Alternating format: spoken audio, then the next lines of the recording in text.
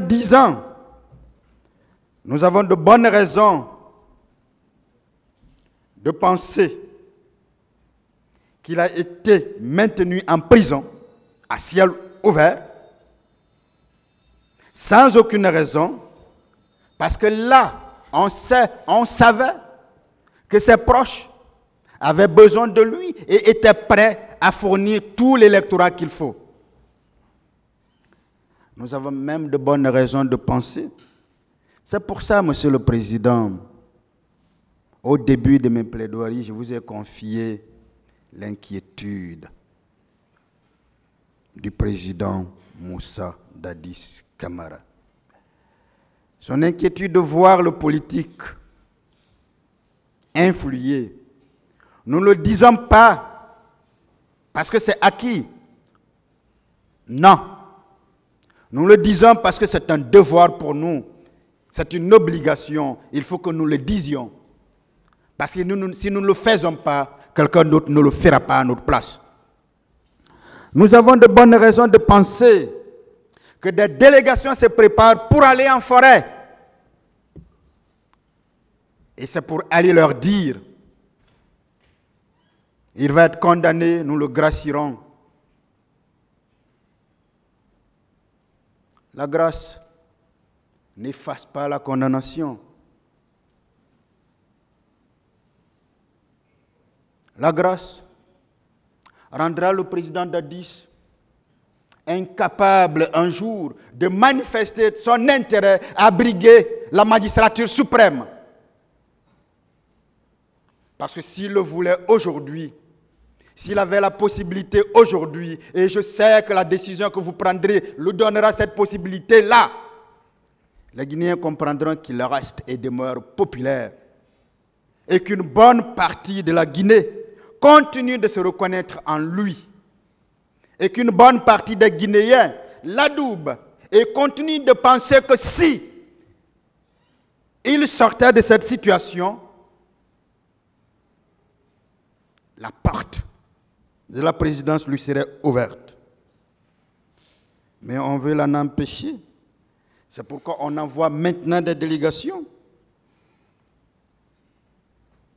pour préparer les gens. Mais il faut que ceux qui le font comprennent que les temps ont changé. Que les temps ont changé. 2010, ce n'est pas 2024. Qu'ils se trompent. Ils m'entendent. Je leur demande de se détromper. Et nous le disons avec fermeté, avec toute la conviction qu'il faut. Nous le disons en prenant tous les risques possibles.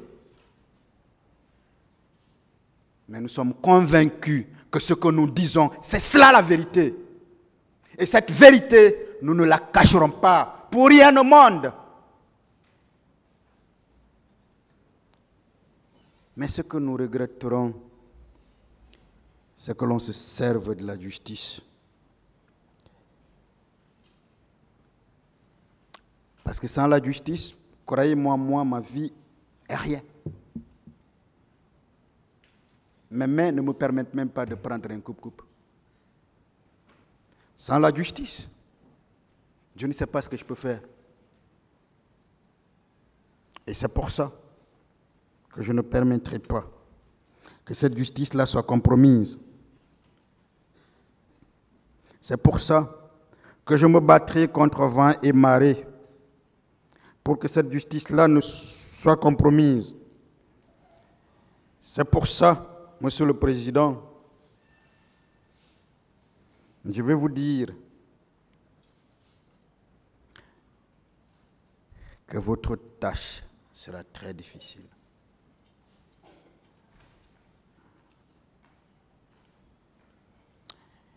C'est pour ça que je veux vous dire, vous avez besoin de beaucoup de prières. Oui. La prière, c'est le meilleur moment où on communique avec Dieu. Qui que nous soyons, et nous avons besoin de cela. Et cette prière-là va vous libérer.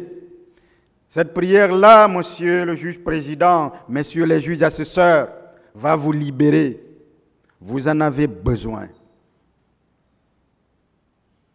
Vous en avez besoin. Je donnerai toute ma vie pour ne pas être à votre place. Mais toute ma vie pour ne pas être à votre place. Vous comprenez? Combien je veux vous dire la difficulté que vous aurez, la complexité de cette affaire, tout ce qui tourne autour. Mais ceux qui pensent pouvoir se servir de la justice ont déjà perdu avec vous. Ils n'obtiendront pas gain de cause. Ils n'obtiendront pas gain de cause parce que vous n'accepterez pas. Parce que vous vous rappellerez toujours votre serment. Parce que vous vous rappellerez toujours les charges liées au port de cette robe. Parce que vous vous rappellerez toujours la noblesse, la sacralisation, le surnaturel qui accompagne ce travail que vous faites. Parce que vous vous rappellerez toujours que loin d'avoir un métier, c'est une vertu. Être juge. Être juge est une vertu. N'oubliez pas cela. Gardez cela. Messieurs les juges assesseurs, gardez cela. Ne l'oubliez pas. Gardez cela. Je disais, Monsieur le Président, que la détention du président Dadis était inutile parce qu'elle rabaisse la République. Je me rappelle une maxime de John Fitzgerald Kennedy, et je la cite. On reconnaît une grande nation aux hommes qu'elle produit, mais aussi à ceux dont elle se souvient et qu'elle honore. La Guinée a produit le président Dadis. La Guinée doit se souvenir du président Dadis. Pour ce qu'il a été, la Guinée doit honorer le président Dadis pour ce qu'il a fait. Et c'est un ancien président qui le dit.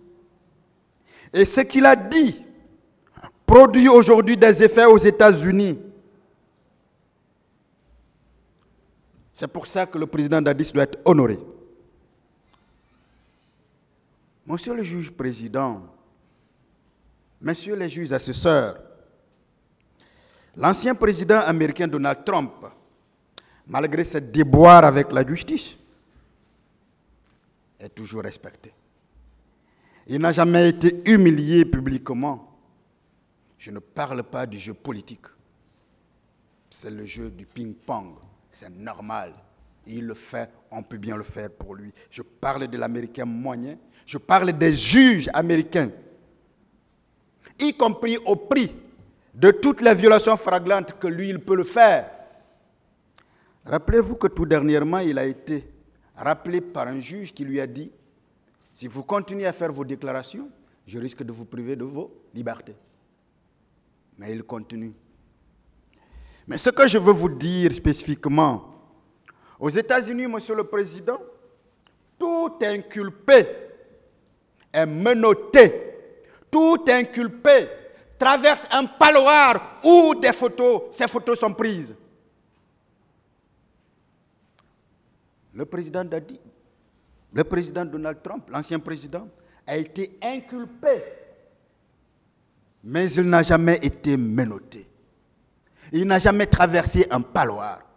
Vous pensez qu'aux États-Unis, on ne respecte pas les lois? Non. C'est parce qu'on n'a pas pensé à Donald Trump. On a pensé à ce qu'il a incarné. Mais vous imaginez l'image de l'Amérique lorsqu'on voit un chef d'État américain menotté devant les médias du monde entier? Mais pourquoi les bons exemples doivent toujours venir d'ailleurs? Mais pourquoi ils ne peuvent pas venir de chez nous? Pourquoi le président Dadis doit être détenu? Pourquoi en acceptant de venir avec toutes les garanties qu'il a données, avec tout ce qu'il a dit toutes ces années, pourquoi on ne pouvait pas le laisser à côté et permettre aux autres pays africains aux autres chefs d'État africains d'oser la justice de leur pays. Pourquoi la Guinée est passée à côté? Pourquoi vous êtes passé à côté? Je ne parle pas de la nécessité de sa détention, ça n'en est pas déjà. Moi, je ne rentre pas dans les querelles d'eux. Il s'est constitué prisonnier, c'est la loi qui le voulait. Ce que je veux faire comprendre, en se constituant prisonnier, on n'est pas obligé de nous garder en prison. Quelqu'un qui prend son billet d'avion, quelqu'un qui vient à l'aéroport, mais quelqu'un qui depuis 10 ans demande à venir. Mais qu'est-ce que ça fait pour l'honneur du pays, pour l'image de la Guinée? Qu'est-ce que ça donne aujourd'hui à notre justice, le fait qu'il soit détenu dans ces conditions exécrables? C'est pour ça que je dis qu'on est passé à côté de l'histoire. On a pris le mauvais côté. Je n'étais pas là ce jour-là. Peut-être que vous m'aurez compris. Peut-être que ce jour-là, il ne serait pas allé.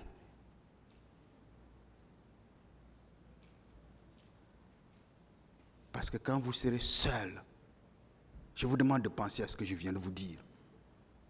Quelle utilité à garder un ancien chef d'État? Je n'ai pas dit qu'un chef d'État ne part pas en prison. Quelle est l'utilité à le garder alors que lui, il a facilité toutes les tâches, alors que lui, il est venu vers vous? Même les symboles, lorsqu'on vous dit allez-y, qu'il soit le premier à entrer dans le car. La justice doit avoir ce côté humain. Vous pensez qu'en étant là, vous aurez dû juste penser au moins qu'il a été victime d'une tentative d'assassinat. Vous devrez penser au moins que cela l'a troublé. Vous devrez penser au moins qu'il a été gardé en exil forcé. Vous devrez penser au moins à ce qu'il a subi pendant toutes ces années. Mais personne n'y a pensé. Et vous pensez que c'est cela la justice? Non! Ce n'est pas cela la justice. La justice doit avoir un côté humain. La justice doit poser des actes nécessaires. La justice doit poser des actes utiles. La justice n'est pas contre nous. La justice est pour nous et pour tout le monde, même vous. Vous êtes des citoyens, vous êtes justiciables comme nous. J'ai défendu des magistrats ici.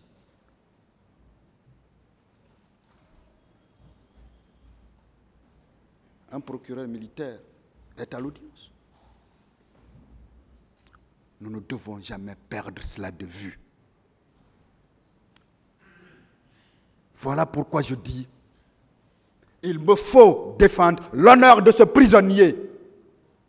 Qui le garde tant en prison? Quel règlement de compte? Alors, parce que tout ce qui s'est passé pendant son régime, on lui attribue tout. Même quand le président Souleymane Ba, que j'aime bien, ordonne une commission rogatoire à être exécutée par le service de Thiebro, et qu'il exécute la commission rogatoire et qu'il prenne la responsabilité sur lui de mettre sous mandat de dépôt le général Diarra, son fils Amara, on pense que c'est lui. Mais heureusement que Dieu sait faire les choses. Celui-là qui était leur avocat n'était pas là, j'étais encore avocat en stage. C'est moi qui suis allé les libérer. Et il m'a salué, paix à son âme, il est décédé en me disant, mon fils, nous avons fait beaucoup de mal aux avocats. Est-ce que ces gens-là savent que c'est l'avocat de Dadis qui est allé les sortir de la maison centrale? Quand le feu général prenait son fils Amara pour le présenter à moi. Pourquoi on continue de vouloir maintenir un ancien chef d'État prisonnier? Monsieur le Président, Messieurs les assesseurs, nous n'avons que ce verbe-là, cette voix, cette parole, pour vouloir laver son honneur. Nous n'avons aucun pouvoir. Nous utilisons notre parole, notre talent, notre autorité. Oui, l'avocat, c'est l'autorité. Mais à part ça, rien. C'est vous qui avez les mandats avec vous. Mais demain, vous n'aurez peut-être pas ces mandats-là. Ou ces mandats-là pourraient retourner contre vous. Et à ce moment-là, ce sont des avocats qui seront là à côté de vous et nous diront les mêmes choses. Pensez à la nécessité des choses. Pensez à l'utilité des choses. Et j'ose croire que le président Dadis ne devrait pas durer à la maison centrale parce qu'il n'y a pas sa place. J'ose croire qu'il n'y a pas une main noire derrière qui le garde là. Et nous le disons publiquement en assumant. Nous avons déjà pris tous les risques du monde entier. On a déjà échappé à des tentatives d'assassinat. Parce que je suis la seule voix de cet homme qui est là-bas. Sans ma voix, il n'a pas de voix. Et je dois porter sa voix plus haut. Et je le ferai en tout temps, tout lieu, la nuit comme le jour comme la nuit. En toutes circonstances. Et je le ferai sans aucun état d'âme. Je me battrai toujours à rester dans les limites de la loi. Rassurez-vous, de ce point de vue-là, que je suis légaliste. Mais le président Dadis est un prisonnier politique. Le président Dadis ne doit pas rester en prison. Le président Dadis ne peut pas être là alors qu'il a été victime d'une tentative d'assassinat. Il était le chef d'État de la Guinée. Ça doit interpeller tous les Guinéens. Ça doit interpeller le parquet. Ça doit interpeller tout le monde. Voilà cet homme, ce prisonnier qu'on veut garder, alors que lui-même ne veut pas que ce qui le concerne soit mis en procédure, parce que tout simplement, il met la Guinée au-dessus de tout.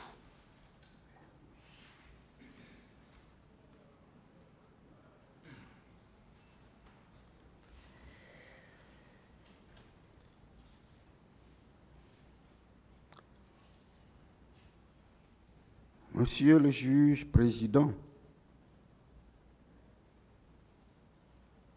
messieurs les juges assesseurs, vous avez tout compris.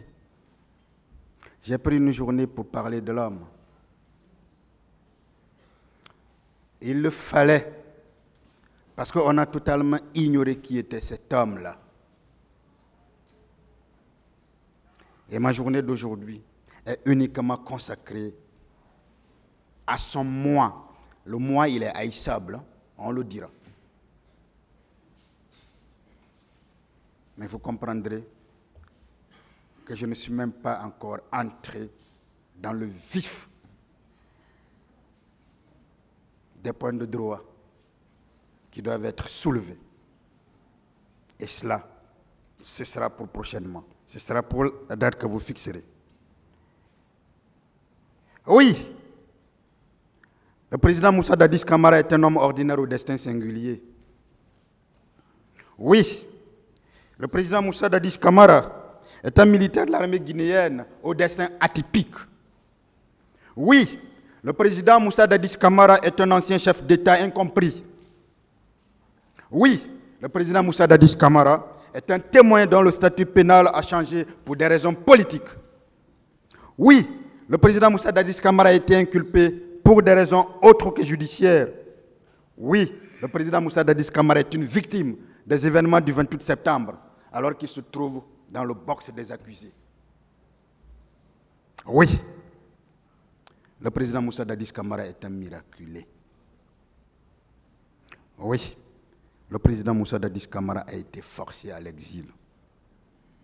Oui, le président Moussa Dadis Camara a été écarté par les vrais responsables du pouvoir, par les vrais responsables des massacres du 28 septembre 2009. Oui, le président Moussa Dadis Camara est un républicain. Oui, le président Moussa Dadis Camara est un patriote. Oui, le président Moussa Dadis Camara est un exemple, un modèle, un symbole, un responsable. Oui, le président Moussa Dadis Camara est un accusé à tort. Oui, le président Moussa Dadis Camara n'est pas parfait. Mais la perfection n'est pas humaine. Sinon, je l'ai dit dès le début, que celui qui n'a jamais péché lui jette la première pierre. Oui, le président Moussa Dadis Camara ne peut faire du mal à aucune mouche. Ceux qui l'ont connu, ceux qui l'ont vraiment connu, ceux qui l'ont connu, ceux qui l'ont vraiment connu, vous le diront. Ils vous diront que cet homme-là ne peut pas faire du mal à une mouche. Cet homme-là qui est devant vous aujourd'hui est jugé parce que des politiciens ont voulu le salir.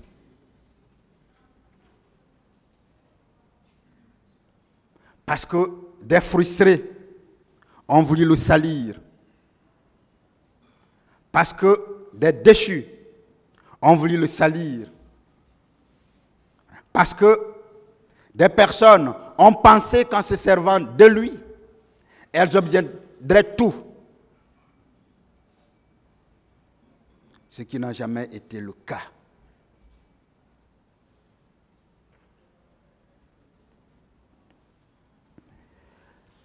Monsieur le Président, c'est cette personnalité-là que je vous ai présentée toute la journée,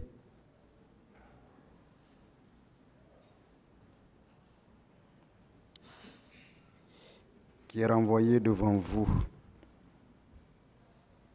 C'est cette personnalité-là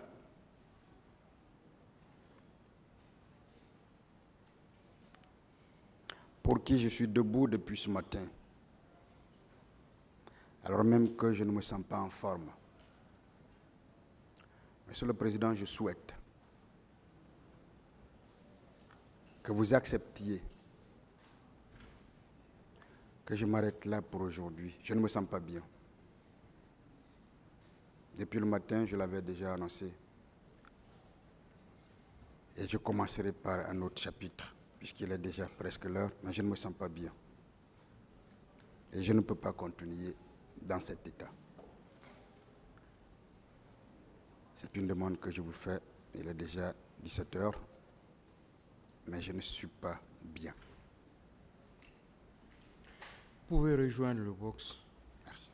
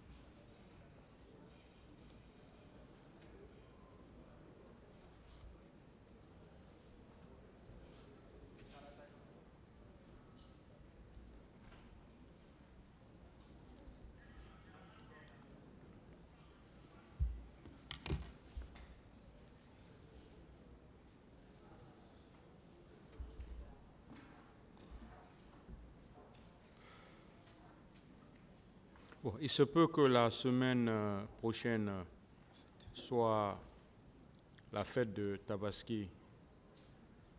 Bon, on ne sait pas encore.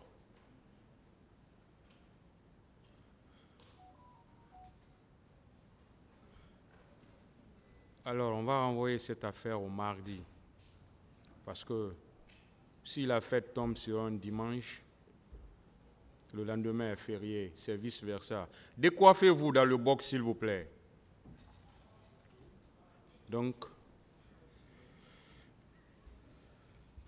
va envoyer cette affaire au mardi. Si la fête tombe sur le lundi, ça veut dire que le lendemain est férié. Nous le savons, le lendemain de la Tabaski est férié.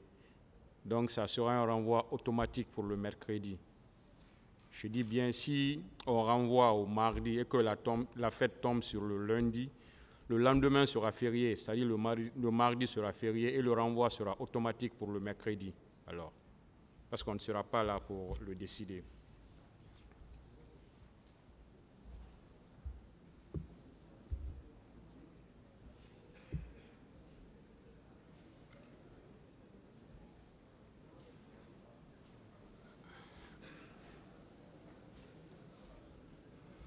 Le tribunal renvoie alors cette affaire au 18 juin 2024 pour la suite des plaidoiries. L'audience est levée. Sur la responsabilité du capitaine Moussa Dadis Camara, vu les articles 28 du statut de Rome et 198 du Code pénal, il est constant qu'en septembre 2009, le capitaine Moussa Dadis Camara assumait les hautes fonctions de chef de l'État. Fort de cette qualité, il nommait aussi bien aux emplois civils que militaires les actes de nomination des membres du gouvernement en janvier 2009 et celui d'Aboubacar Diakité Di Toumba en Fonfoy. La garde présidentielle, l'unité d'élite chargée d'assurer sa sécurité, relevait directement de lui. Dans sa déposition à la barre, l'ancien chef d'état-major général des forces armées, Oumar Sano, a déclaré ce qui suit. La garde présidentielle était placée sous le commandement direct du président Dadis. C'est ce qui ressort d'ailleurs du procès verbal d'interrogatoire en date du 21 mars 2017 du commandant Aboubacar Diakité Di Toumba. À la prise du pouvoir, tous les groupes qui ont aidé Dadis relevaient directement de lui. Ceci démontre à suffisance que ces militaires qui portaient des bérets rouges et qui ont opéré le 28 septembre 2009 au stade éponyme, étaient tous de la garde présidentielle, donc placés sous l'autorité et le contrôle effectif du capitaine Moussa Dadis Camara. Il est judicieux de préciser qu'avant le massacre du 28 septembre, certains actes préparatoires ont été concoctés par le capitaine Moussa Dadis Camara lui-même, mais aussi par certains proches du régime, tels que Claude Pivi, Gono Sangaré, Georges Makambo, Blaise Goumou et d'autres.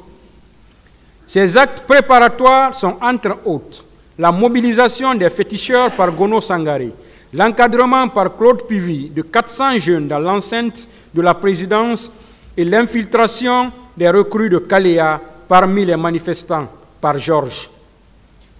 Sur l'infiltration des recrues de Kaléa, la déposition à la barre de Mamadi Soumaoro est sans équivoque quand il a dit « J'étais en formation commando à Kaléa et c'est colonel Bienvenu qui était mon directeur. Il y avait environ 12 000 recrues au camp.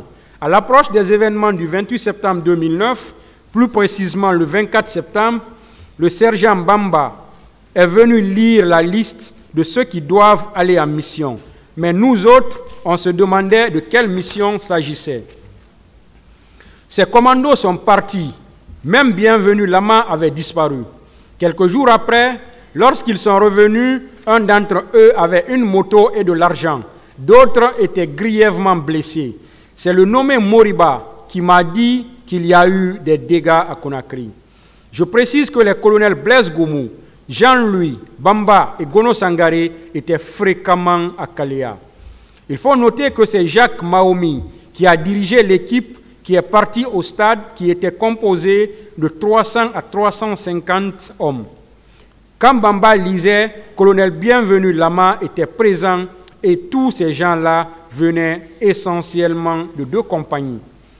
Charlie, composé de féticheurs, et de Titanic.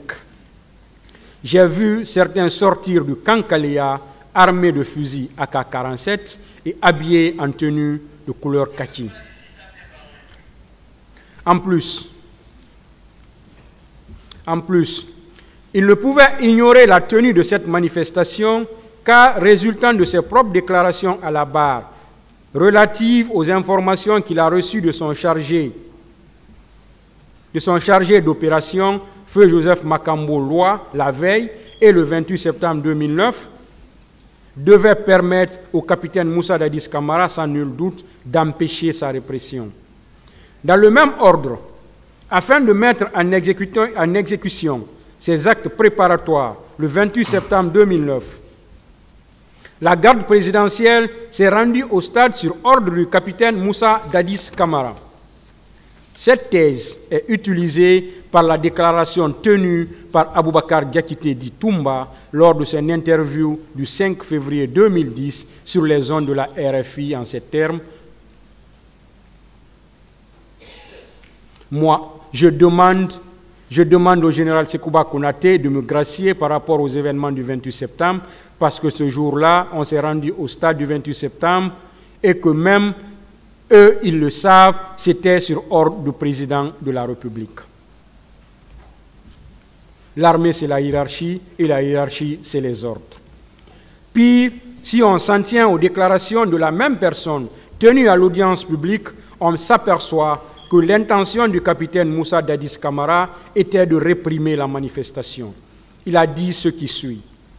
J'ai vu ce jour-là un homme excité qui m'a dit « Toumba, le pouvoir est dans la rue. Ils vont le regretter, il faut les mater. » Il faut reconnaître également que le capitaine Moussa Dadis Camara a complètement manqué à son devoir d'interrompre le massacre. Sa déclaration à la barre prouve toute son indifférence face à la situation. Quand il dit ceci, « Lorsqu'on m'a dit que le massacre était en cours au stade, j'ai dit que je n'avais aucune possibilité d'envoyer des agents pour intervenir. » Aussi, si le capitaine Moussa Dadis Camara avait désapprouvé leurs exactions, il les aurait sanctionnés administrativement ou aurait pris des mesures disciplinaires contre eux, chose qu'il n'a pas faite malgré sa connaissance des crimes commis et du contrôle qu'il exerçait sur leurs auteurs. Il s'ensuit qu'il a également manqué à son obligation de sanction telle que prévue par l'article 28 du statut de Rome. En conséquence de tout ce qui précède, il convient de déclarer capitaine Moussa Dadis Camara coupable des faits de crimes contre l'humanité sur la base de la responsabilité du supérieur hiérarchique.